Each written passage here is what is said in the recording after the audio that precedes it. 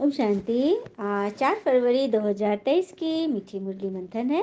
बाबा ने आज हमें सर्व संबंधों का सुख लेने और बुद्धि से प्रीत की रीत निभाने के लिए बहुत सुंदर मुरली चलाई है। और जो अच्छा कर्म करते हैं, हाँ, कैसे साहूकार बन जाते हैं, उसको बाबा ने बहुत अच्छी प्रश्न वाइज समझाया है। और कौन सा खजाना तुम्हारे 21 जन्मों के लिए ट्रांसफर हो जाता है। श्वासोश्वास किस तरह से बाबा को याद करके व्यर्थ से पीछा छुड़ाएंगे। प्रॉफिट, सबसे ज़्यादा प्रॉफिट किन बातों में है, और फिर ग्रैंडफादर से हमें क्या मिलता है। हुँ?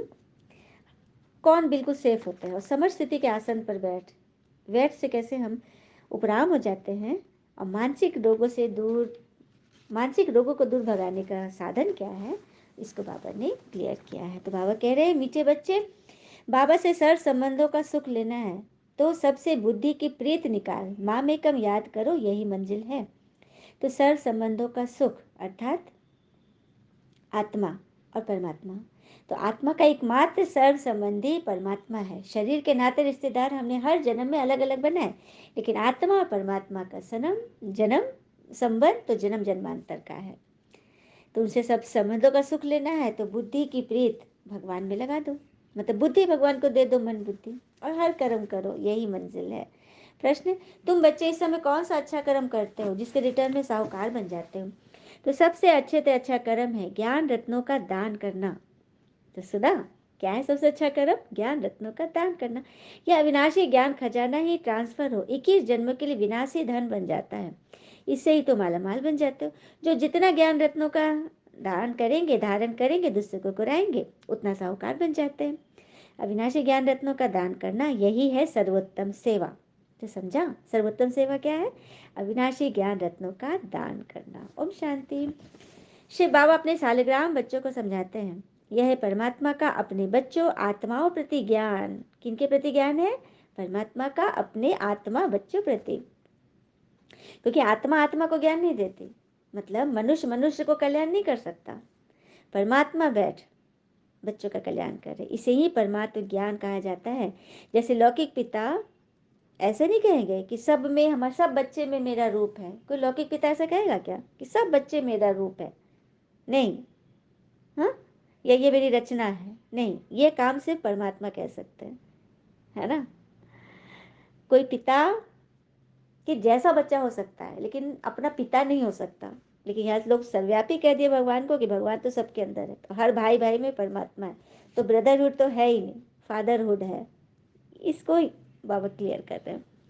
फिर बाबा कहते हैं कि सब गुरुओं की अपनी अपनी अलग अलग मत है, लेकिन परमात्मा आकर एक मत देते हैं। तो वो कैसा है? हमारा मोस्ट बिलीवेड, सबसे प्यारा। तो उस एक के साथ बुद्धि योग लगाना है।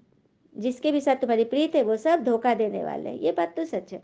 चाहे कोई कितना भी प्यारा है, कितना भी स्नेही है, लेकिन हर समय वो भी अपने विकर्मों में फंसा हुआ है, अपने हिसाब किताब में है, उसकी मूड है, उसकी दिनचर्या है, उसके संबंधी है, हिसाब किताब सबका अलग अलग है। और सबसे सबसे जरूरी बात कि कब वो शरीर छोड़ के चला जाए, तो धोखा दे दिया ना। सिर्फ भगवान ही जो धोखा नहीं देते, हमें साथ ले जाएंगे, साथ रहेंगे। बाबा कह रहे, मैं तुम्हें सब संबंधों का सुख दूंगा, इसलिए मामे का मेरे मुझे याद करो। मैं सबका डियरेस्ट डैड हूँ। आज बाबा ने एक नया वर्ड बोला है, डियरेस्ट डैड, मतलब सबसे प्यारा पिता। तो डियरेस्ट डैड भी हूँ, टीचर भी हूँ, गुरु भी हूँ। तुम समझते हो उन द्वारा हमें जीवन मुक्ति मिलती है, भगवान के द्वारा मिलती है, और यही अविनाशी खजाना है। यह खजाना ट्रांसफर हो फिर 21 जन्मों के लिए विनाशी धन बन जाता है। यहाँ पे समझने की बात है। अभी ज्ञान तो क्या अविनाशी है, ये आत्मा का ज्ञान परमात्मा जो दे रहे हैं वो अविनाशी है। ये ज्ञान खजाना फिर ट्रांसफर होगा, सत्य स्वर्ग में पहुंचाएगा। जो जितने ज्ञान रतन अभी हम चुनेंगे ना, वही हमारे लिए हीरे जवाहर बन जाएंगे। मतलब है तो विनाशी धन, हीरे जवाहर खर्च करेंगे तो वो खत्म होगा, लेकिन ज्ञान धन बांटने से बढ़ता है, ये बात है। तो अभी जो हम ज्ञान खजाना जमा करेंगे वही भविष्य में हमारे हीरे जवाहर मोती बन जाएंगे। तो अभी इकट्ठा करो ना जल्दी जल्दी। तो इस अविनाशी धन को दान करो। जितना दान करेंगे ना उतना बड़ा राजा बनेंगे। आगे तो विनाशी धन द्वापर से दान करते आए तो क्षण भंगुर अल्पकाल का सुख मिला। कहा जाता है 5 जन्म में जरूर कुछ दान पुण्य किया होगा। अगर अभी कोई धनी परिवार है तो कहते हैं ना जरूर 5 जन्म में दान किए होंगे, तो 1 जन्म का फल मिल गया। बल्कि जन्म जन्मांतर का प्रारंभ थोड़ी है। लेकिन भगवान जो हमें दान करना सिखा रहा है विनाशी ज्ञान रत्नों का, इससे हम 21 जन्म के लिए साहूकार बन जाएंगे। तो सबसे सर्वोत्तम सेवा है ना, जिससे सदगति मिलती है। देवताओं की रस्म रिवाज देखो कैसे संपूर्ण निर्विकारी अहिंसा परमो धर्म है। रस्म रिवाज देवताओं की संपूर्ण निर्विकारी अहिंसा परमो धर्म। लेकिन देवताओं के साथ में भी हिंसा दिखा दी है। अस्त्र शस्त्र जो दिखाए है ना, हिंसा दिखा दी है। हिंसा नहीं है, ये अस्त्र शस्त्र हमारे अलंकार है, इनको ज्ञान से हमने समझा है। जैसे शंख दिखाते हैं, तो शंख किसी का शंख है कि युद्ध का बिगुल बजा रहे हैं, लेकिन शंख है ज्ञान का बिगुल बज रहा है, ज्ञान का शंखनाद। तलवार है ज्ञान की तलवार, जिससे माया की जंजीरें काटते हैं। रस्सी है, समेट लो अपने व्यर्थ संकल्पों को समेट लो। कमल, अपना जीवन कमल जैसा बना लो। गदा, गदा से माया को एक वार में ध्वस्त कर दो। तो ये है अलंकार का रहस्य, ये बाबा ने इसको क्लियर किया। और प्यूरिफिकेशन सत्युग त्रेता में ही रहती है, संपूर्ण पवित्रता। जो सूर्यवंशी सत्युग में बनते हैं वही संपूर्ण है। फिर थोड़ी खाद पड़ जाती है, धीरे धीरे सीढ़ी जब उतरते हैं ना, तो आत्मा में खाद पड़ती जाती है, आत्मा काली होने लगती है। बैकुंठ है वंडरफुल दुनिया, वहाँ दूसरे धर्म वाले जा नहीं सकेंगे, वहाँ सिर्फ देवी देवता धर्म वाले रहेंगे। हाँ, ये सब धर्मों को रचने वाले ऊंचे ते ऊंचे भगवान है, भगवान ही सब धर्मों को रचते हैं ना। हाँ, सब धर्मों को रचने वाला ऊंचे ते ऊंचा भगवत है। ये देवता धर्म को ब्रह्मा स्थापन नहीं करते, देवता धर्म सनातन धर्म भगवान आके स्थापन करते हैं। और इस आते हैं इस तन में तो इनका नाम ब्रह्मा रखते हैं। कहा जाता है ना, ब्रह्मा देवताय नमः, विष्णु देवताय नमः, शंकर देवताय नमः। परमात्मा के क्या कहते हैं? परमात्माय नमः। तो यही तो रहस्य है, ये सूक्ष्म ब्रह्मा है। हाँ, फिर बाबा कह रहे हैं कि अब तुमको राजाओं का राजा बनाता हूँ, परंतु बनेंगे जब जब देह सही देह के सब संबंधों से नाता तोड़ेंगे। इस शरीर के जितने भी संबंधी है, नाता तोड़ना अर्थात उनकी व्यर्थ विकारी बातों में नहीं जाना। बाबा मैं तुम्हारा ही हूँ, बस बाबा से बस यही कहना है। हाँ, फिर बाबा कहते चित्तों में ब्रह्मा को 10-20 भुजाएं दिखा दी, काली को कितनी भुजाएं दे दी। तो ये सब बाहें तो होती नहीं है, ये भुजाएं हैं, मतलब जो ईश्वर की मदद करते हैं ना, वो भुजाओं के रूप में उनको दर्शाया जाता है। फिर बाबा कह रहे हैं वास्तव में सब शिव कुमार है शालिग्राम। फिर मनुष्य तन में आने से तुम ब्रह्मा कुमार कुमारी बन जाते हो। जितने भी आत्माएं हैं, मनुष्य जितने भी हैं, वो सब शालिग्राम है, शिव कुमार है। लेकिन जब ब्रह्मा तन से मुरली सुनकर ब्राह्मण बनते हो, तब बनते हो ब्रह्मा कुमार कुमारी। ये रहस्य है। उसके बाद बनेंगे विष्णु कुमार कुमारी, सत्युग में आएंगे ना तो विष्णु कुमार कुमारी बनेंगे। ये बात है, बाबा क्रिएट करते हैं, फिर पालना भी उनको करनी पड़ती है। ऐसे डियरेस्ट डैड के तुम वारिस हो, उनसे तुम सौदा करते हो, यह तो बीच में दलाल है ब्रह्मा बाबा। फिर बाबा ने कहा कि मैं हूँ होली गवर्नमेंट, अर्थात मैं पवित्र सरकार हूँ। हाँ, और आया हूँ इस गवर्नमेंट को भी पांडव गवर्नमेंट बनाने, मतलब संसार के गवर्नमेंट को भी पांडव गवर्नमेंट, मतलब पांडव बनाने आया हूँ। पांडव मतलब जिनके साथ स्वयं भगवान हो, जो गुणों से भरे हो। पांडव, पांचों पांडव के गुण याद है, नाम से देख लीजिए, नाम के अनुसार उनके गुण है। युधिष्ठिर, युद्ध जैसी परिस्थिति में भी स्थिर रहने वाला। भीम, भीम का है बलवान, लेकिन दिल एकदम मोम। तीसरा अर्जुन, ज्ञान का अर्जन कर धारण करने वाला। चौथा नकुल, नियम से चलने वाला। हाँ, और पांचवा सहदेव, अर्थात सबको सहयोग देने वाला, सेवा में बढ़ चढ़ कर हिस्सा लेने वाला। तो ये पांडव, तो भगवान आए हैं होली गवर्नमेंट सबको पांडव गवर्नमेंट बनाने। तो कितनी ऊंची सर्विस है, है ना सर्विस। अब बाबा कहते हैं मैं तो तुम सबों का सर्वेंट हूँ, वर्ल्ड सर्वेंट। तो हम बाबा के साथ ही हैं, तो हम भी क्या बने? हम भी बने मास्टर वर्ल्ड सर्वेंट। तुम बच्चों को भी सच्चा सच्चा ज्ञान मिल रहा है, शास्त्रों के ज्ञान को सच्चा नहीं कहेंगे। हाँ, वह तो है भक्ति ज्ञान माना सदगति। हाँ, जब तक जीवन मुक्त नहीं हुए तब तक मुक्त भी नहीं हो सकते। हम जीवन मुक्त होते हैं, बाकी सब मुक्त होते हैं। जीवन मुक्त अर्थात जीवन में रहते, शरीर में रहते मुक्ति की अवस्था, मुक्ति की अवस्था उसको कहते हैं जीवन मुक्त। और मुक्ति हो गया परम धाम में, मुक्त अवस्था में गति सदगति, सदगति हो गया सत्युग स्वर्ग, और गति हो गया परम धाम में टिके रहेंगे, अपने पार्ट में आएंगे। फिर बाबा कहते हैं कि घट में ही सूर्य, आगे कहते थे तुम लोग घट में ही सूर्य, घट में ही चांद, घट में ही 9 लाख तारे। घट में सूर्य इस समय है, घट अर्थात सृष्टि, सृष्टि में सूर्य, ज्ञान सूर्य इस समय है। हाँ, और ज्ञान चंद्रमा है मम्मा और बाबा। ज्ञान सूर्य के निकट कौन है? ज्ञान चंद्रमा। और उसके बाद हम बच्चे हैं लकी स्टार्स, 9 लाख तारे, हम बच्चे हैं। तो ये बाबा ने बताया, यह संख्या है। जो जितना प्योर होगा उसको धारणा भी उतनी जल्दी होगी। इम्प्योरिटी से धारणा कम होती है, प्योरिटी फर्स्ट। जब इम्प्योरिटी आ जाती है, माया प्रवेश होती है, तब फिर धारणा नहीं होती, सेवा में भी मन नहीं लगता, क्रोध का भी भूत रह जाता है, तो माया से हार खा लेते हैं। ये युद्ध है ना, तो उस्ताद को पूरा हाथ देना है। उस्ताद सिखा रहा है, उस्ताद ही टेक्निक बता रहा है बॉक्सिंग में कैसे जीतना है माया से, लेकिन पूरा नहीं सीखेंगे तो कोई ना कोई पेच में हम फेल हो जाएंगे ना। नहीं तो माया बड़ी प्रबल है, रॉयल से भी रॉयल से भी रॉयल रूप से पकड़ती है। जिनका हाथ में हाथ है उनके लिए ही, बरसात, कल का गीत याद है, शिव बाबा साथ है, उनके लिए प्यार की बरसात है। और बाबा तो साक्षियों का पाठ बजाते हैं, देखते भी है कि सब देखते रहते हैं कि कैसे मैं पढ़ा रहा हूँ और बच्चे कितना पढ़ते हैं। तो बातों को फॉलो नहीं करना है, बाबा को फॉलो करना है।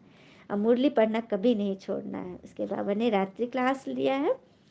ऑलमाइटी बाबा के ये सब कितने रूहानी कारखाने अर्थात सेंटर्स है। कोई भी घर भी आपका सेवा स्थल है, जहाँ से विश्व के लिए सेवा हो रही, जहाँ से मनसा सेवा हो रहा है, जहाँ से हर एक आत्मा के प्रति शुभ भावना शुभकामनाएं की मशीनरी चल रही है। यही तो है कारखाने भगवान के, जहाँ से हर एक को रूहानी रत्न मिलते हैं, ज्ञान रत्न मिलते हैं ना सबको। और कारखानों का सेठ कौन है? शिव बाबा।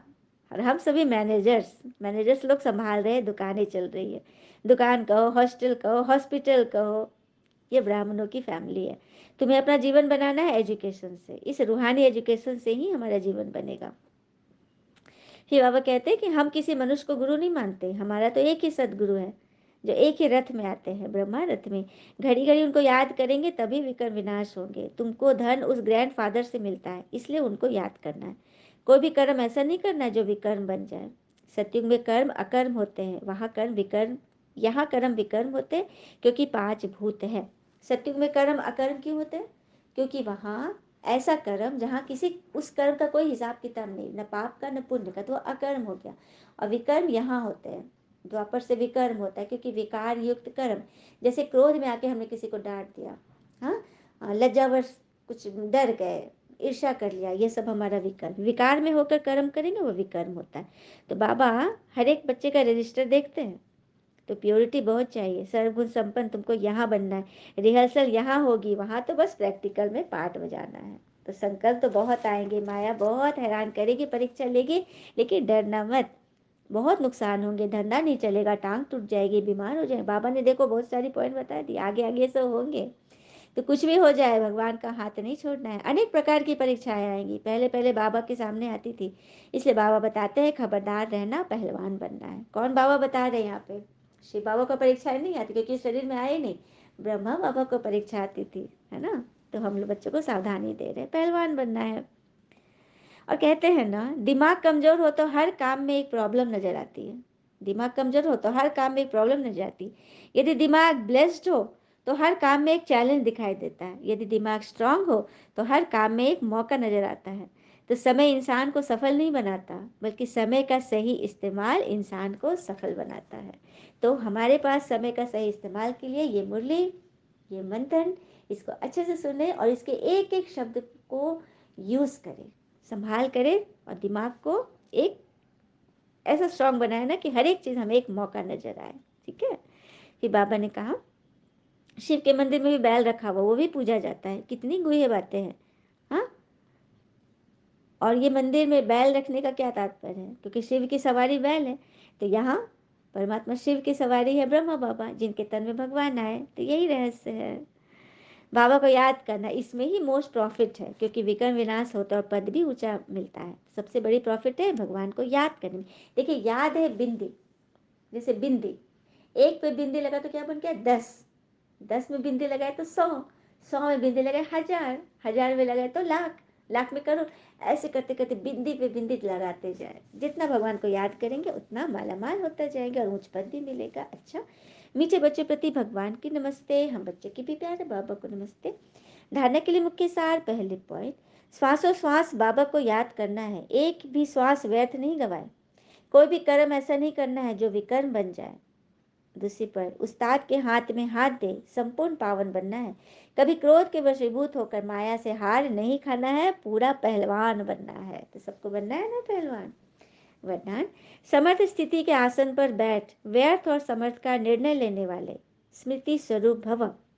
तो समर्थ स्थिति का आसन पर बैठ व्यर्थ और समर्थ का निर्णय करने वाले स्मृति स्वरूप बनो। इस ज्ञान का एसेंस है स्मृति स्वरूप बनना। एसेंस अर्थात इसका सार, इस ज्ञान का निचोड़ क्या है? स्मृति स्वरूप बनना, भगवान की स्मृति में रहना। हर कार्य करने के पहले इस वरदान द्वारा समर्थ स्थिति के आसन पर बैठ निर्णय करो कि यह व्यर्थ है व समर्थ है, फिर कर्म में लाओ।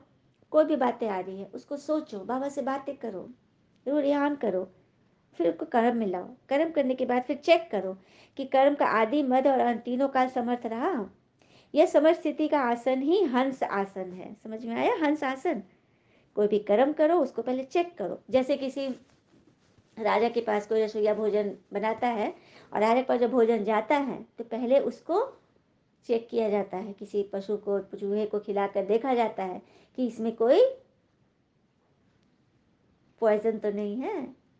तो उसी तरह से कोई बातें आ रही, उसको मन में डालने से पहले, सोचने से पहले चेक कर लो कि क्या ये सोचने से हमारा उसका परिणाम क्या होगा। समर्थ निर्णय करो और फिर उसको अंदर लो। इसे कहते हैं समर्थ स्थिति का आसन, हंस आसन। इसकी विशेषता ही निर्णय शक्ति है। निर्णय शक्ति द्वारा सदा ही मर्यादा पुरुषोत्तम स्थिति में आगे बढ़ते जाएंगे। कल का भी वरदान था ना, मर्यादा की लकीरों में रहेंगे अमृत वेले से लेकर तो मर्यादा पुरुषोत्तम बनेंगे। तो पुरुषोत्तम बनेंगे तो सदा आगे बढ़ते जाएंगे। स्लोगन। अनेक प्रकार के मानसिक रोगों को दूर भगाने का साधन है साइलेंस की शक्ति। मानसिक रोग, बाबा तो कहते हैं आगे चल के सभी मानसिक रोग का शिकार हो, क्योंकि मन पे इतने ज़्यादा दबाव और प्रेशर और हलचल होंगी ना कि किसी को भी समझ में नहीं आएगा कि किधर जाए, क्या करे। तो उन मानसिक लोगों को दूर भगाने का एकमात्र साधन है साइलेंस की शक्ति, योग की शक्ति। क्योंकि भगवान ही है जो हमें मन के प्रॉब्लम से बचा सकते हैं। बाकी तन के रोग के लिए तो डॉक्टर जगह जगह है, लेकिन मन का डॉक्टर, आत्मा का डॉक्टर तो परमात्मा है। तो साइलेंस, जितना हम शांति में रहेंगे, खुश रहेंगे, संतुष्ट रहेंगे, उतना शांति के सागर से कनेक्ट रहेंगे। और कहते हैं ना, भाग्य को उदय करना है तो छोटे छोटे छोटी छोटी चीज़ों से दुआएं प्राप्त करो। छोटी छोटी चीज़ों में खुशियाँ ढूंढो और खुशियाँ बांटो। अच्छा, ओम शांति। शुक्र मीठे बाबा, वो बाबा के प्यारे प्यारे बच्चे। All is well always. ओम शांति।